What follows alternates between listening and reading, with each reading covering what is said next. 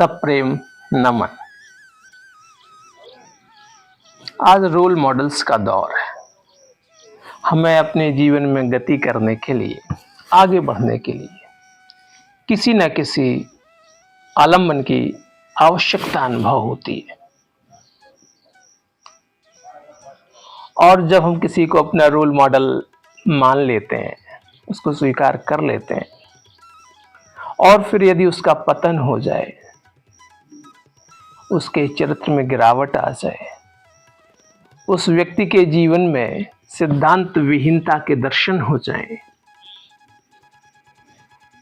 उसका सिद्धांत व्यभिचारी हो जाए या वो व्यक्ति ढोंगी साबित हो जाए, तो फिर हम निराश हो जाते हैं। और लोक में हमने उसको लेकर के जो बड़ी बड़ी बातें कही हैं, अपने घर परिवार समाज में उसके प्रति हमने जो आग्रह बना रखा था, उसके आग्रह को संरक्षित करने के लिए लोक में हमने जो प्रतिवाद किया है, लोक में हमने जो संघर्ष किया है, लोक में अपनी बातों की पुष्टि के लिए आत्यंतिक आग्रह से, अपने अहंकार से हमने उनके सत्य तर्कों को अनदेखा किया है, उनकी बातों को खंडित किया है और अपनी बात की स्थापना की है। तो ऐसे में जब वो खंडित होता है तो फिर हमें कुछ कहने को नहीं बचता है और हम गहन निराशा में चले जाते हैं, क्योंकि अब हम कुछ कह नहीं सकते और हमारी अंतरात्मा उस सत्य का दर्शन कर लेती है। और जब उस सत्य का दर्शन हो जाता है तो कई बार हम बहुत ज्यादा आत्मग्लानि से, प्रज्ञा अपराध से ग्रसित हो जाते हैं और फिर जानते हुए भी तो उस बात का संरक्षण कर नहीं सकते। और अगर फिर भी कर रहे हैं तो हम कुछ भी हो सकते हैं, सांसारिक लोगों के जैसा हमारा जीवन हो सकता है, लेकिन हम साधक नहीं होते। साधक तो सत्य का पथिक होता है। अभी जिन सत्यों का बोध नहीं है वो आगे चल के हो सकता है, लेकिन हमें रास्ता, हमें अपना मन स्वतंत्र रखना होगा, खुला रखना होगा, जहां पे अवकाश हो सत्य को स्वीकार करने के लिए और असत्य को दूर करने के लिए। विश्वानि देव सवितर दुरितानि परासो यद भद्रम तन्न आसो। जो भी भद्र है वो हम ग्रहण करने के पात्र बन पाए, नहीं तो आग्रहों में हम देखते हैं कि सत्य की हम अवहेलना करते जाते हैं और अपने अहंकार की पुष्टि के लिए एक सिद्धांत जिसका हमने प्रतिपादन कर दिया था, भले ही वो गलत हो, लेकिन हम उसको खंडित होते हुए देखना स्वीकार नहीं करना चाहते।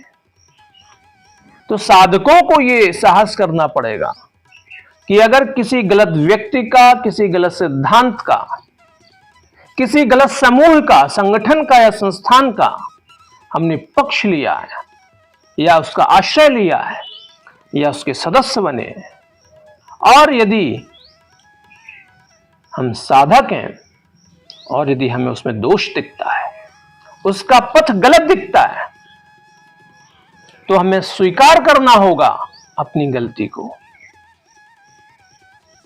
और गलती सुधार करके सत्य के पथ को अपना आलंबन बना करके उस पर आगे बढ़ना होगा। इसलिए ये जो फर्जी रोल मॉडल्स का दौर है, इसमें त्वरा में फर्जी रोल मॉडल बनाने से बचें। इस सृष्टि में प्रत्येक व्यक्ति अपने आप में मॉडल है, यूनिक है, कोई किसी से सिमिलर नहीं है। किसी एक अंश में हो सकता है, लेकिन परमात्मा की इस व्यवस्था में प्रत्येक व्यक्ति को, प्रत्येक जीव जंतु को अपने आप में यूनिक बनाया है।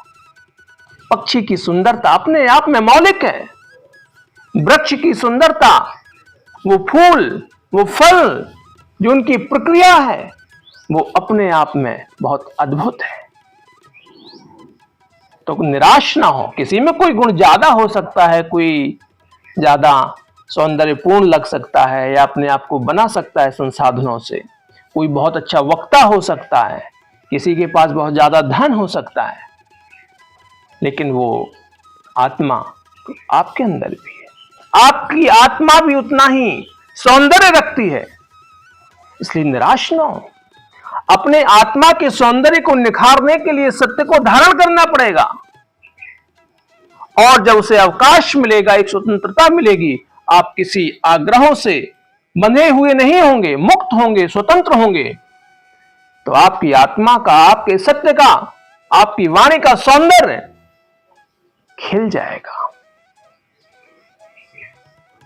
तो आप स्वयं परमात्मा की